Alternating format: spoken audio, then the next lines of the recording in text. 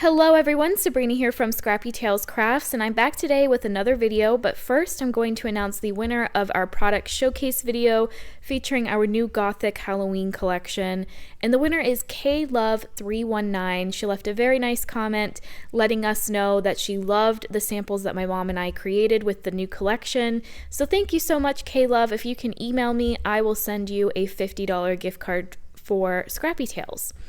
So thank you to everyone who left a comment. If you didn't win this time, you can always keep entering for every showcase video. I always do a $50 gift card.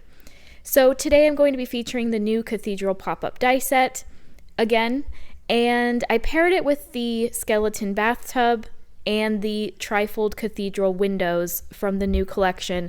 Now those windows do pair with the original A7 pop-up trifold, but I used this tall one here and cut it through the solid base of the cathedral, so you can see that this will fit inside. It doesn't quite line up in terms of the shape, but the frame of the cathedral will cover it, and it almost looks like an exact pairing, which was not intentional when I designed the window, but I'm very glad it worked out that way. I also cut a bunch of other base pieces from the cathedral die set, including 3 of the solid frames that have the score lines or the glue tabs on each side. So right now I'm just reinforcing those score lines. I'm folding them upwards and then down. That's the easiest way for me to do it, because it is a little bit tricky because there are 2 score lines fairly close to each other. So you do want to take this process pretty slow and get a nice crease on the left and right glue tab. So here you can see I'm using my nail to run along that score line upwards, and then once I have it up, then I can go and push it down and again use my finger to give it a nice crease. So I'm doing that to all 3 of my frames. And the top frame, this one that I am creasing now, this is a slightly darker blue, and I did that because I wanted my intricate layer on top of it to be a lighter blue and have a bit of contrast to this. So again, I folded those score lines up, and now I am pushing them down and creasing each side. And I have one more piece here. The 2 other frames I cut from this medium blue, all of the pieces are heavyweight 100-pound cardstock.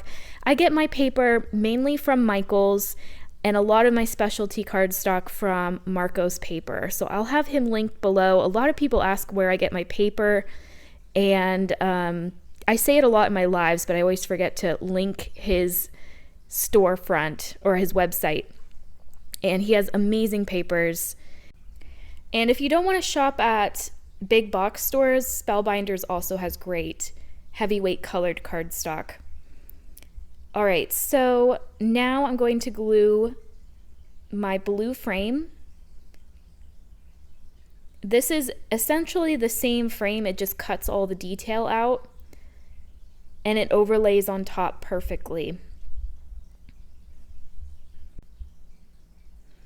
And then you can see that dark blue peeking through the details. I really love that tone-on-tone look.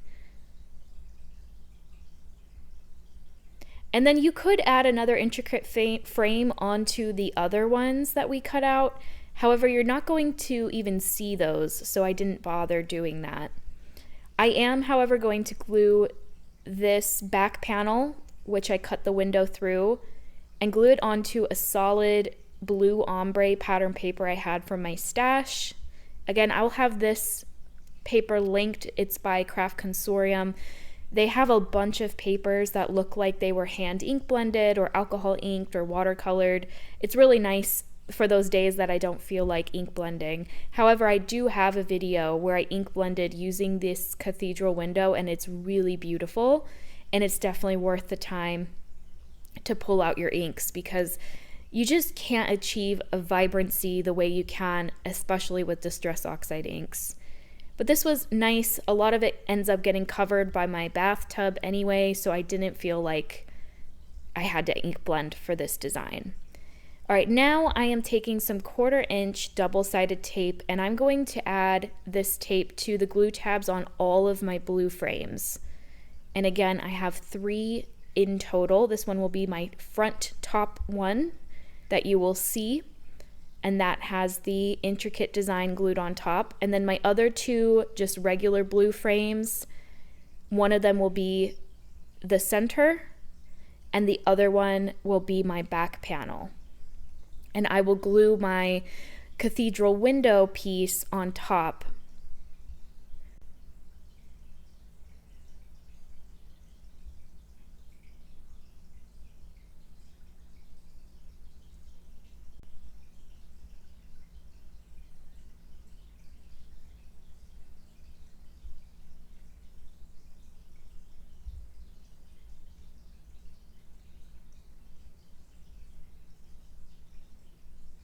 All right, so those are all prepped and ready to go. I'm going to set them aside and work on my skeleton bathtub. What's really nice with these tunnel cards is you don't need a lot of die cut images to build a beautiful scene. So I actually made this one, the next one, and another card I made for TikTok all in one day, which for me is quite the accomplishment because a trifold or like a shadow box book card usually takes me one day to make one card. So getting 3 cards in one day I think is a huge win.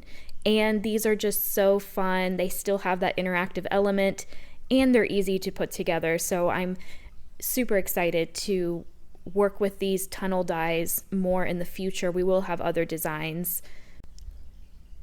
And right now I'm just paper piecing. I did all of my die cutting off camera. In fact, when I work on batch card making, I typically spend one whole day just die cutting for my different card designs. I'll have a rough sketch that I work off of, and sometimes I'll end up having leftover die cuts. Sometimes I might need to cut more just because I didn't have enough elements that I thought I would need.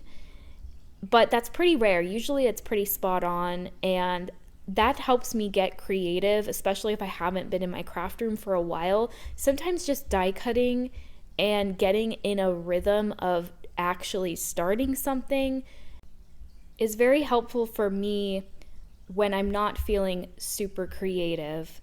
That way I have a lot of images to work with, and once I get in the process of creating a card, I then can make 5 more in the same day, and that jump starts the entire process of working with a new collection for me, because I do spend the majority of my time illustrating.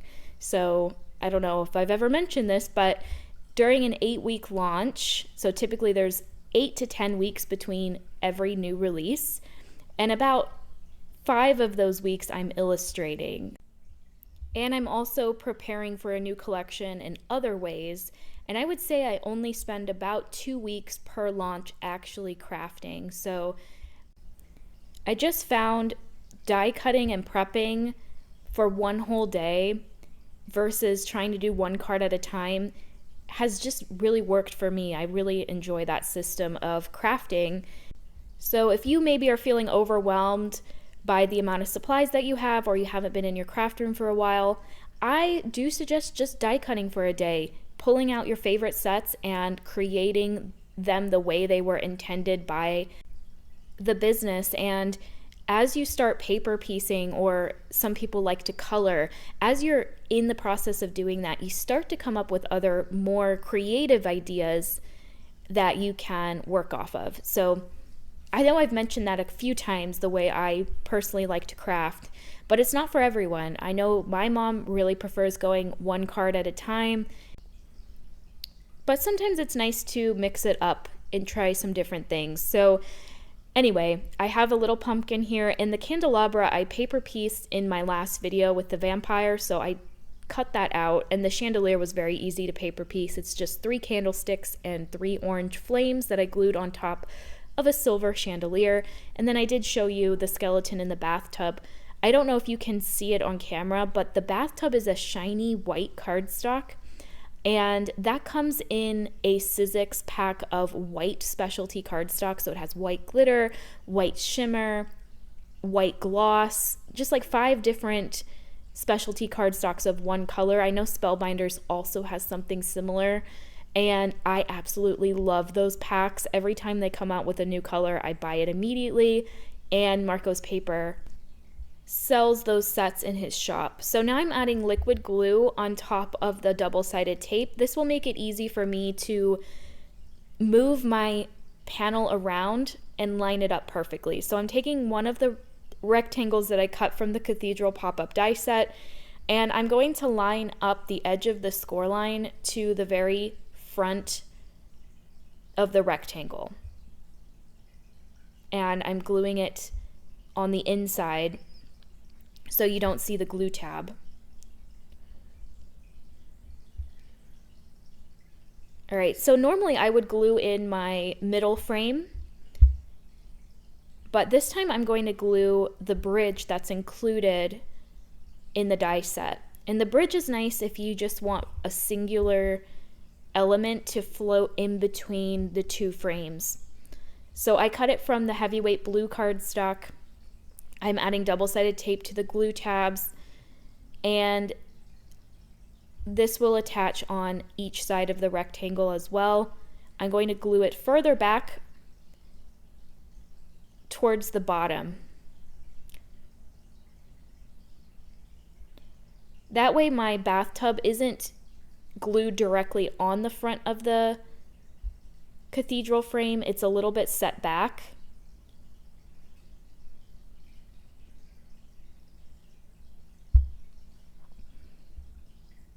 And also, I really wanted the candelabra to be on the middle frame. I didn't want the skeleton and the candelabra to be on the same level.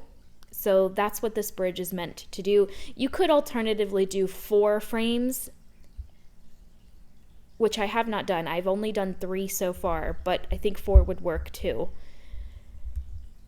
The skeleton bathtub includes some bubbles, so I'm taking some clear packaging that I cut into a strip, and on the strip I'm adding my bubbles, and then I'll trim it and glue the clear strip behind the bathtub. So it looks like these bubbles are floating.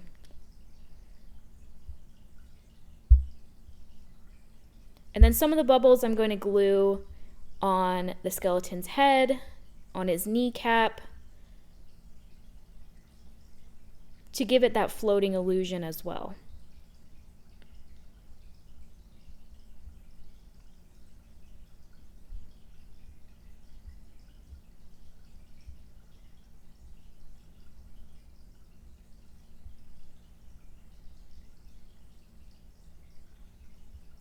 I'm going to add one on his neck, and then the pumpkin I'm going to glue directly on the front frame. First, I'm going to glue my candelabra onto the second cathedral frame. I'm only adding glue to the base of it and gluing it on the right side. And the chandelier will also go on this middle frame. So I added a little bit of glue to the front of the chandelier and gluing it behind the frame. It's kind of difficult because this is silver mirror cardstock, which slides with glue a lot, so just give it some time to dry. Then you can take off the backing on the tape, also add your glue on top, so you can easily move these glue tabs around if you need to. I guess I did not do that. No, here I am. It's definitely worth adding that glue. And this rectangle piece, if you look closely, there's 2 score lines on it. And your goal is to glue your center panel between those 2 score lines. It doesn't have to be perfect, but that just shows you where the middle point is.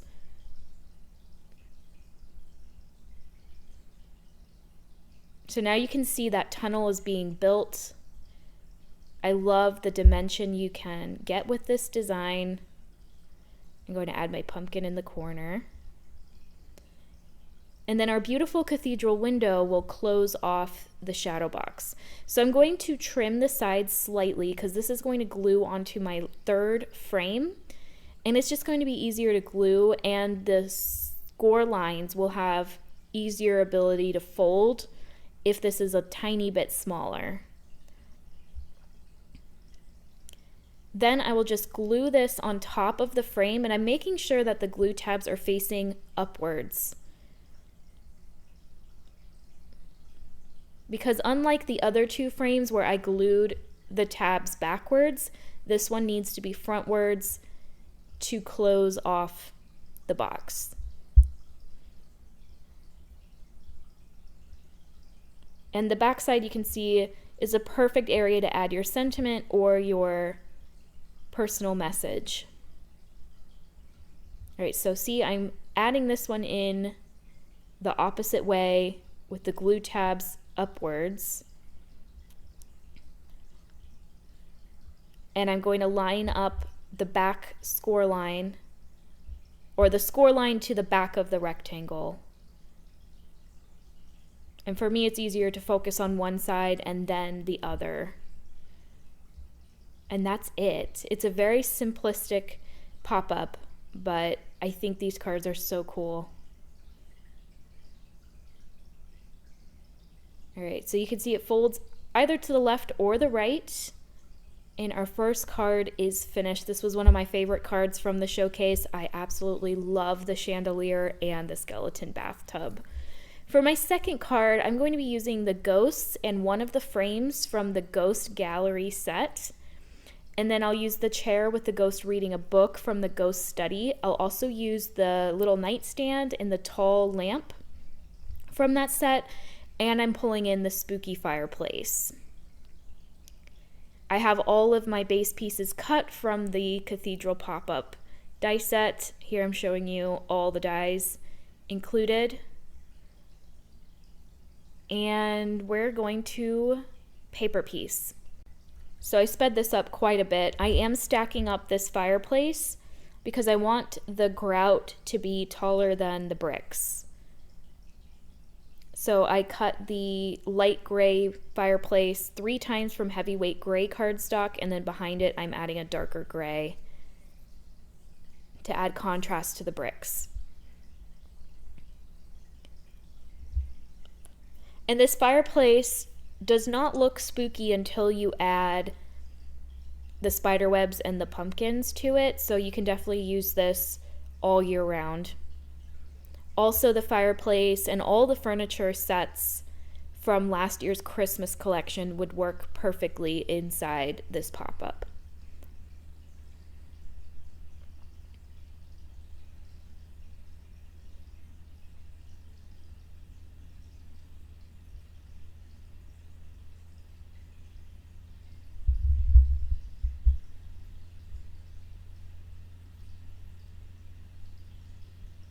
I thought it would be cute to have a picture frame on top of the fireplace. I love how, I don't know if it's Victorian or Edwardian, but with the claw bathtub and the grandfather clock and these ornate frames, it definitely gives a very regal look to these furniture card designs, and I absolutely love it. It also gives a bit of a haunted mansion vibe.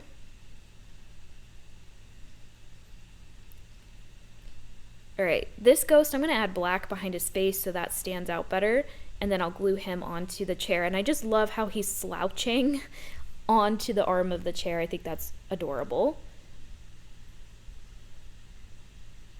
I went for orange, white, black, and gold color scheme for this design, and I really like how it turned out. I tried to avoid black because my cathedral base is completely black, so I knew that these inside elements had to be nice and bright. And just look at that book. It's so cute.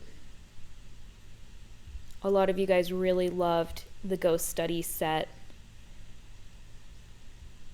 The spooky fireplace includes these tiny jack-o'-lanterns and the candlesticks and the spider webs, which are super cute.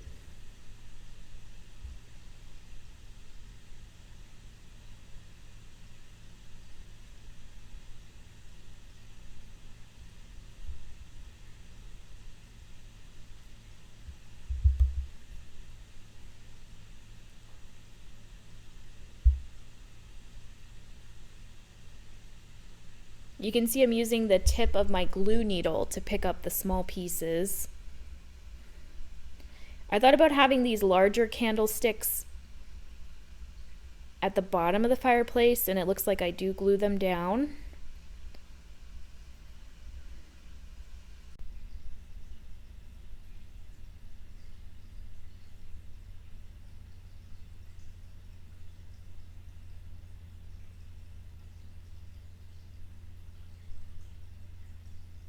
And for the flames of my candles, I'm just going to use an orange marker.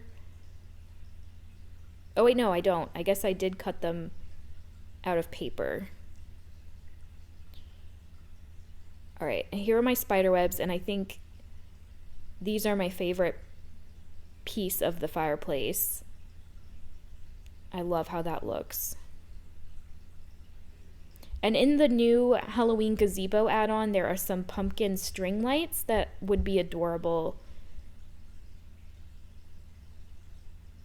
to put on the fireplace where the spider webs are.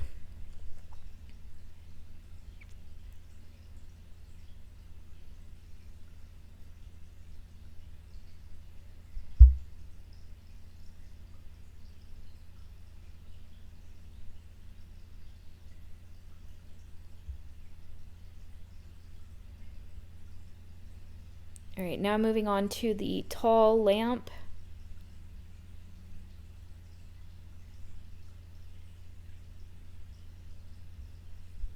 I stacked it up a couple times for extra stability.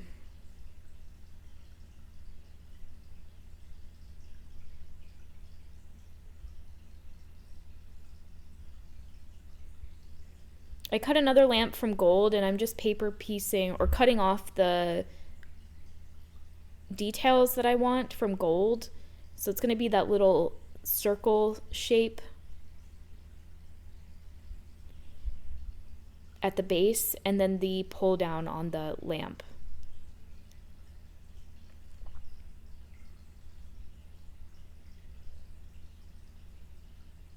That tiny piece there. I don't know what it's called.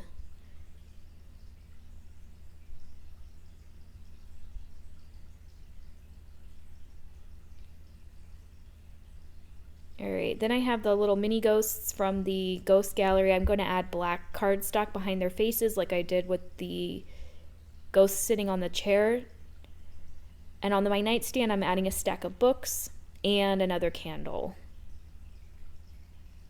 So you can see I'm already laying out my scene up in the top right corner. I think it's going to be adorable. If you don't want to go for the ghosts, you could do the bride and the butler from the new collection.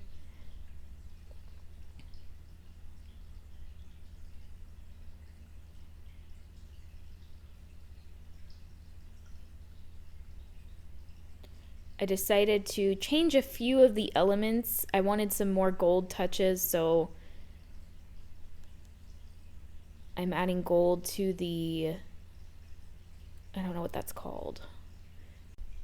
The ottoman?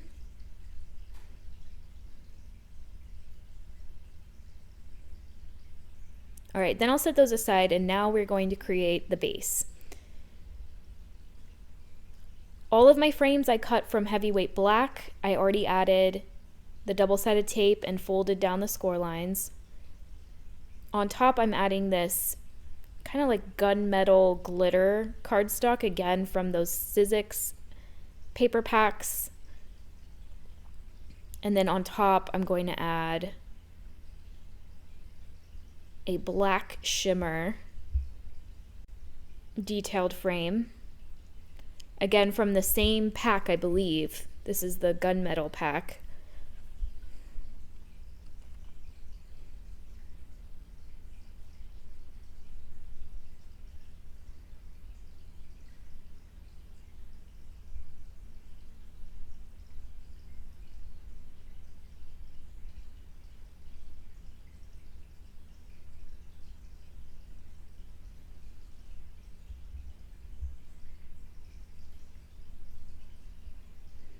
And then for my back panel, I'm going to use some pattern paper. This paper came out 2 years ago. I think it's the Spooky Halloween Party 6 by 8.5 paper pad.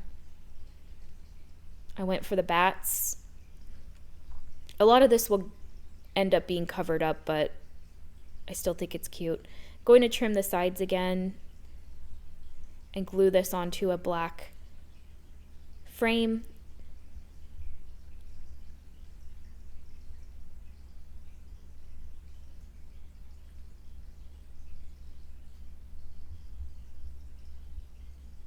My ghost sitting on the chair is going to go on the front in the corner there. I'm also going to add my lamp on the right side, as well as the nightstand.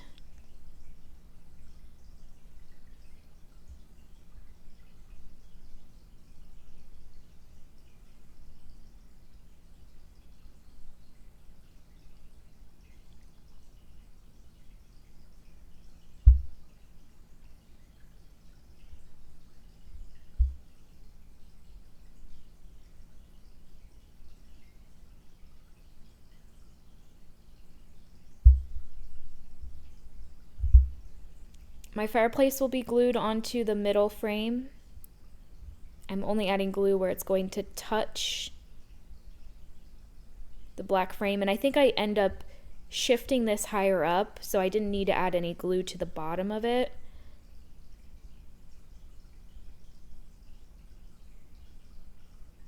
So I'm just gonna wipe off the back with my fingers. And then you can start to see the tunnel being built. I thought about adding the curtain from the cathedral die set, but it covered too much of my fireplace, so I didn't use it.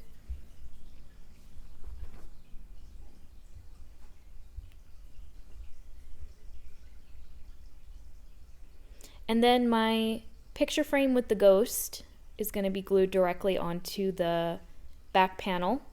And that's where I was saying the bats get pretty much completely covered up, so I don't know if it was really worth adding that, but it's still cute. I'm going to add this adorable ghost behind the front frame. I'll also add this other small one. These all come in the Ghost Gallery set.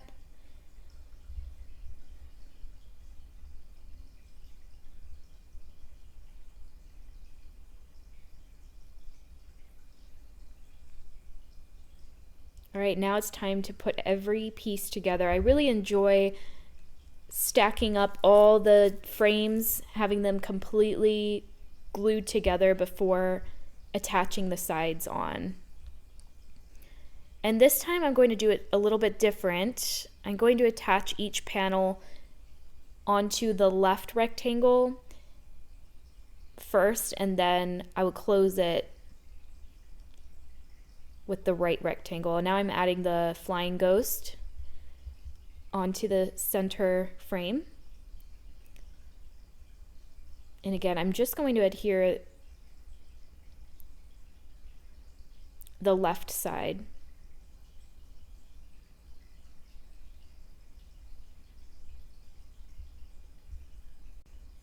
And for me, I didn't find either way of assembling the base to be easier than the other. It's just two different ways of doing it.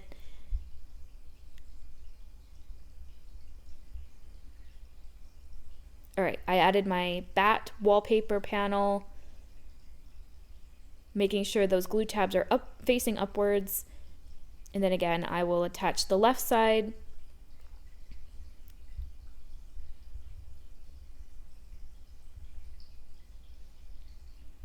And then I'll grab my right rectangle and close off this side. Again, going one panel at a time is the easiest way.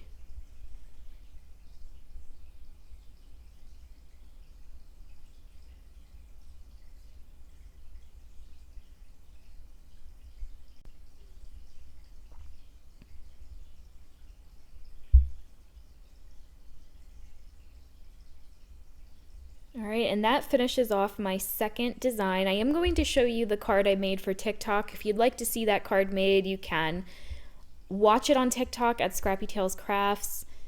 Let me know which of the three is your favorite. I do really love the skeleton, but this one turned out really cute. Here is the skelly. And then here's the one I made for TikTok. I used the cathedral window again. I added some gems on the window.